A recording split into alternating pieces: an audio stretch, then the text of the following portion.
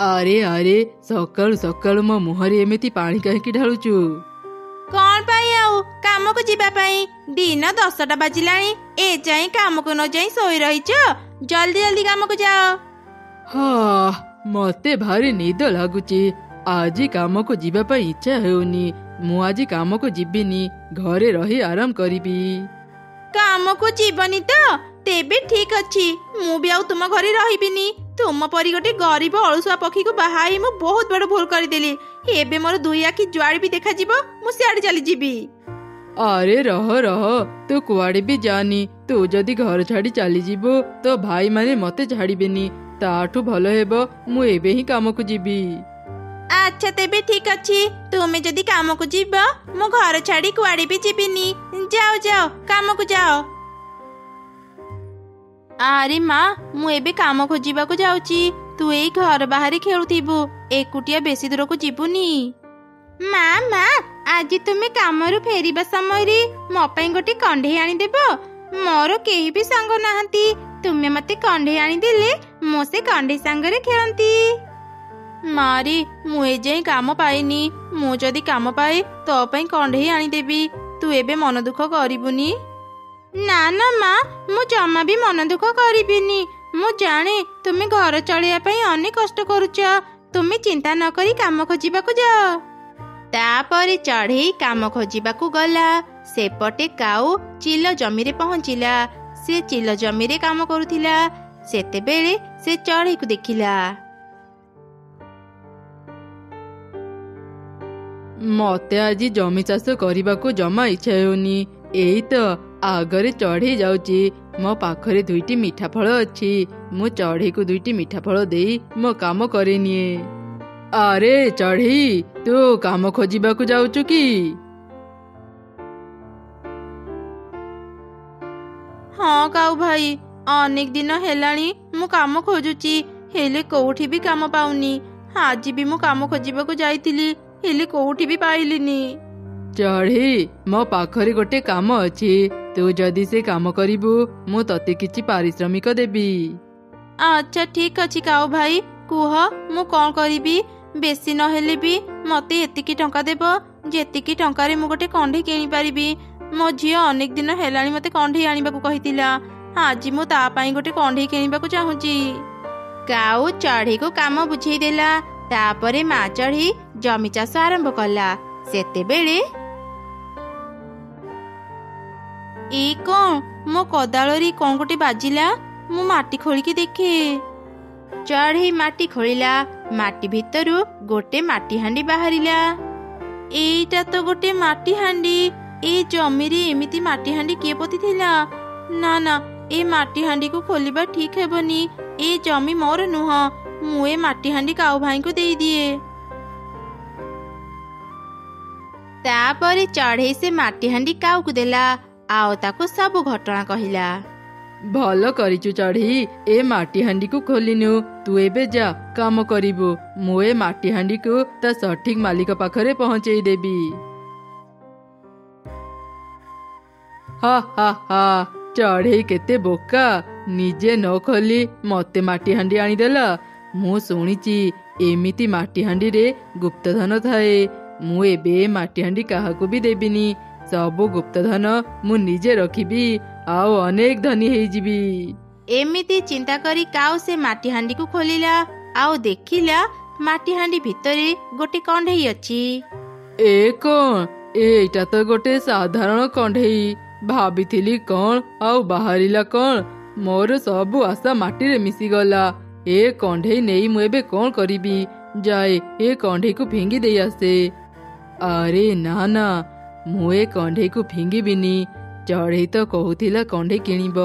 ମୁଁ ଗୋଟେ କାମ କରେ, ତାକୁ ଏ କଣ୍ଢେଇ ଦେଇଦିଏ। ସେମିତିରେ ମତେ ଆଉ କିଛି ବି ଚଢ଼େଇକୁ ଦେବା ପାଇଁ ପଡ଼ିବନି।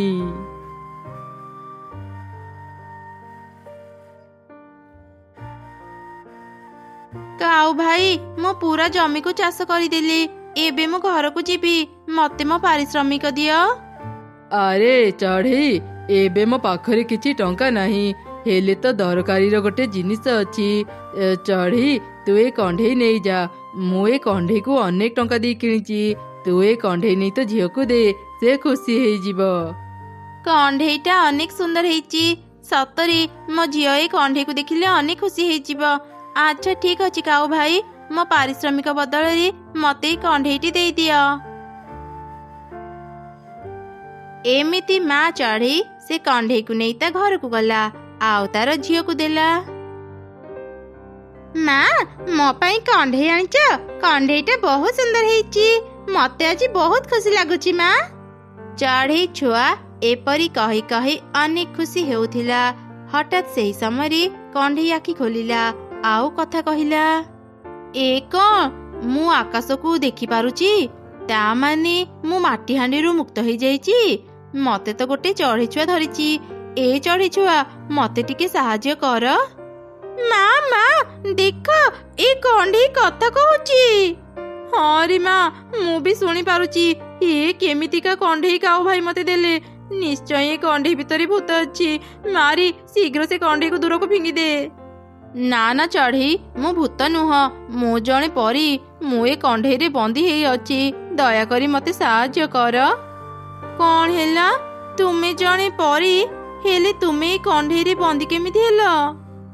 ଗୋଟେ ଦୁଷ୍ଟ ଯାଦୁକର ମତେ କଣ୍ଢେଇରେ ବନ୍ଦୀ କରି ଏକ ମାଟି ହାଣ୍ଡିରେ ରଖିଦେଲା ଆଉ ତାପରେ ସେ ମାଟି ହାଣ୍ଡିକୁ ମାଟି ତଳେ ପୋତିଦେଲା। ମୁଁ ଜାଣିନି ମୁଁ କେମିତି ମୁକ୍ତ ହେଲି। ହେଲେ ଚଢ଼େଇ ମତେ ସାହାଯ୍ୟ କର। ତମେ ମାନେ ଯଦି ମତେ ସାହାଯ୍ୟ ନ କରିବ, ମୁଁ ସାରା ଜୀବନ ଏମିତି କଣ୍ଢେଇରେ ବନ୍ଦୀ ହେଇ ରହିବି। ହଁ, ମୋର ମନେ ପଡ଼ିଲା, ମୁଁ ଆଜି ଜମି ଚାଷ କଲା ସମୟରେ ଗୋଟେ ମାଟି ହାଣ୍ଡି ପାଇଥିଲି। ମୁଁ ସେ ମାଟି ହାଣ୍ଡି କାଉ ଭାଇଙ୍କୁ ଦେଇଥିଲି। ତୁମେ ନିଶ୍ଚୟ ସେଇ ମାଟି ହାଣ୍ଡି ଭିତରେ ଥିଲ। କାଉ ଭାଇ ମତେ ମୋ ପାରିଶ୍ରମିକ ନ ଦେଇ ଏଇ କଣ୍ଢେଇ ଦେଇଥିଲେ। ପରୀ, ମତେ କୁହ, ତୁମେ କେମିତି ଏ କଣ୍ଢେଇରୁ ମୁକ୍ତ ହେବ? ମୋ ଦ୍ୱାରା ସମ୍ଭବ ହେଲେ ମୁଁ ତୁମକୁ ନିଶ୍ଚୟ ସାହାଯ୍ୟ କରିବି।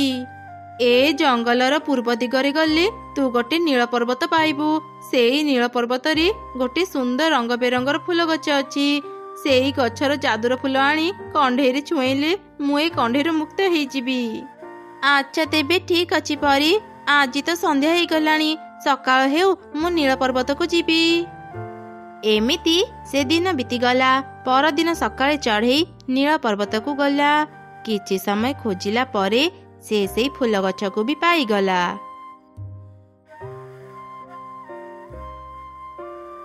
ଲାଗୁଛି ଏଇ ସେଇ ଫୁଲ ଗଛ, କିନ୍ତୁ ମୁଁ ଏବେ ଜାଣିବି କେମିତି କୋଉ ଫୁଲ ଯାଦୁର, କୋଉ ଫୁଲ ନେଲେ ପରୀ କଣ୍ଢେଇରୁ ମୁକ୍ତ ହେବେ?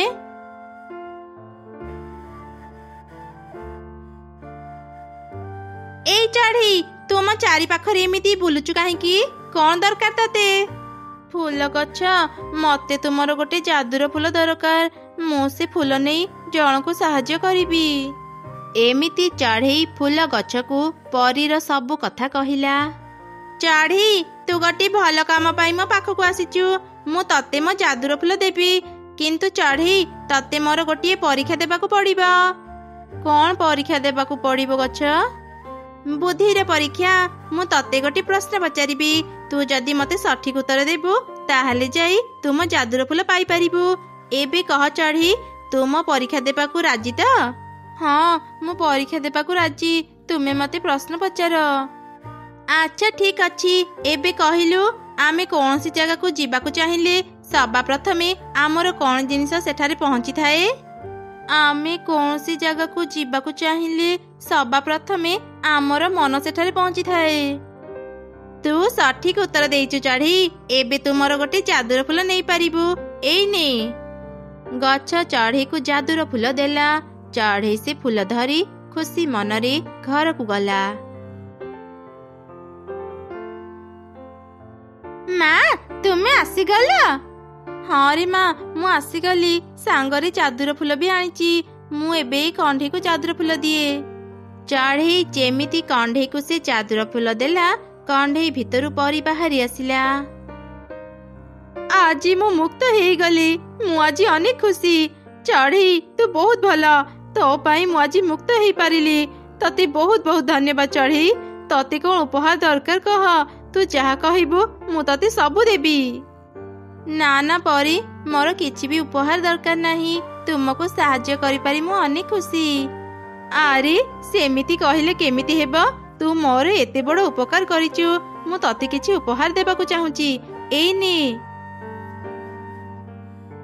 ଏ ସୁନା ମୁଦ୍ରାର ଥଳି ଆଜିଠୁ ତୋର ଚଢ଼େଇ। ଯେତେବେଳେ ବି କିଛି ବିପଦରେ ପଡ଼ିବୁ ମତେ ମନେ ପକେଇବୁ, ମୁଁ ନିଶ୍ଚୟ ଆସିବି।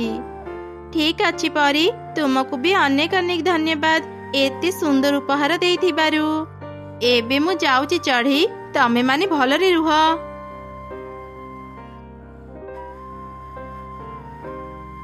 ମା, ପରୀଙ୍କ ଦେବା ଉପହାରରେ ଏବେ ଆମର ଆଉ କିଛି ବି ଅଭାବ ରହିବନି।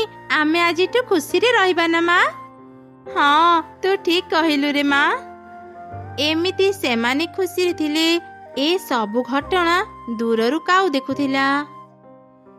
ଏ ହେ, ସେଦିନ ମୁଁ ଚଢ଼େଇକୁ ଏ କଣ୍ଢେଇ ଦେଇ କେତେ ବଡ଼ ଭୁଲ କରିଦେଲି। ମୁଁ ଯଦି ସେ କଣ୍ଢେଇ ରଖିଥାନ୍ତି, ଏ ସୁନାର ଥଳି ମୁଁ ଆଜି ପାଇଥାନ୍ତି। ଏ ସୁନାର ଥଳି ଉପରେ କେବଳ ମୋର ଅଧିକାର ଅଛି। ଆଜି ରାତି ମୁଁ ଚଢ଼େଇର ଏ ସୁନା ଥଳିକୁ ଚୋରି କରି ନେଇ ଆସିବି। କାଉ ରାତି ହେବା ଯାଏଁ ଅପେକ୍ଷା କଲା। ରାତି ହେବା ପରେ ଚଢ଼େଇର ଘରକୁ ଗଲା, ଆଉ ତାର ସୁନା ଥଳିକୁ ଚୋରି କରି ନେଇ ଆସିଲା। ଭାରି ନିଦ ଲାଗିଲାଣି। ଏବେ ମୁଁ ଏ ସୁନାର ଥଳିକୁ କୋଉଠି ଲୁଚେଇବି? ଏଇ ଭଙ୍ଗା ହାଣ୍ଡିରେ ରଖିଦେଇଥାଏ। ସକାଳେ ମୁଁ ସବୁ ସୁନା ବିକ୍ରି କରିଦେବି। ଏମିତି ଚିନ୍ତା କରି କାଉ ସେ ଭଙ୍ଗା ହାଣ୍ଡିରେ ସୁନା ଥଳିକୁ ରଖି ଶୋଇ ପଡ଼ିଲା। ପରଦିନ ସକାଳେ ନିଜ ଘରେ ପୁରୁଣା ଜିନିଷ ଥିଲେ ତାକୁ ବିକ୍ରି କରି 20 ଟଙ୍କା ପାଆନ୍ତୁ। ଆଣନ୍ତୁ ଆଣନ୍ତୁ, ନିଜ ପୁରୁଣା ଜିନିଷ ବିକ୍ରି କରି ଟଙ୍କା ନେଇଯାଆନ୍ତୁ। ଆରେ ମିଟୁ ଭାଇ, ଟିକେ ରୁହ। ମୋ ପାଖରେ ଗୋଟେ ପୁରୁଣା ହାଣ୍ଡି ଅଛି, ତାକୁ ନେଇଯାଅ। ଫିଙ୍ଗିବା ଅପେକ୍ଷା ସେ ହାଣ୍ଡିକୁ ବିକ୍ରି କରି 20 ଟଙ୍କା ତ ପାଇଯିବି। କାଉର ସ୍ତ୍ରୀ ସେ ଭଙ୍ଗା ପୁରୁଣା ହାଣ୍ଡିକୁ ବିକ୍ରି କରି 20 ଟଙ୍କା ପାଇଲା।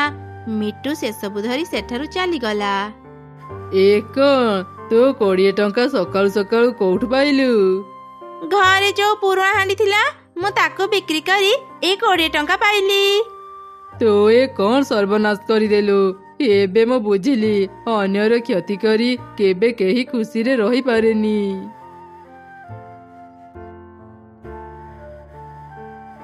ଏ କଣ, ମୋ ଝୁଡ଼ି ଏତେ ଓଜନିଆ କାହିଁକି ଲାଗୁଛି? ଏ ପୁରୁଣା ହାଣ୍ଡି କିଣିଲା ପରଠୁ ହିଁ ଏମିତି ଓଜନିଆ ହେଇଯାଇଛି। ନିଶ୍ଚୟ ଏ ପୁରୁଣା ହାଣ୍ଡିରେ କିଛି ମଇଳା ଜିନିଷ ଅଛି। ମୁଁ ନ ଦେଖିକି ଆଣି ଆସିଲି, ଏବେ ତାକୁ ଫିଙ୍ଗି ଦିଏ। ଏମିତି ଚିନ୍ତା କରି ମିଟୁ ସେ ପୁରୁଣା ହାଣ୍ଡିକୁ ଖୋଲି ସେଥିରେ ଥିବା ସୁନା ଥଳିକୁ ମଇଳା ଭାବି ଫିଙ୍ଗିଦେଲା, ଆଉ ସେଠାରୁ ଚାଲିଗଲା। ସେତେବେଳେ ସେ ରାସ୍ତାରେ ଚଢ଼େଇ ଛୁଆ ଯାଉଥିଲା।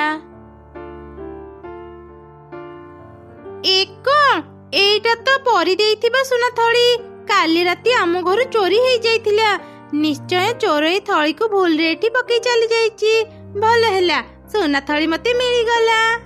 ତାପରେ ଚଢ଼େଇ ଛୁଆ ସୁନା ଥଳି ଧରି ଘରକୁ ଗଲା, ଆଉ ତାର ମାକୁ ସବୁ ଘଟଣା କହିଲା। ଏମିତି ଚଢ଼େଇ ମାନେ ପୁଣି ଥରେ ପରୀର ଉପହାରକୁ ପାଇଗଲେ।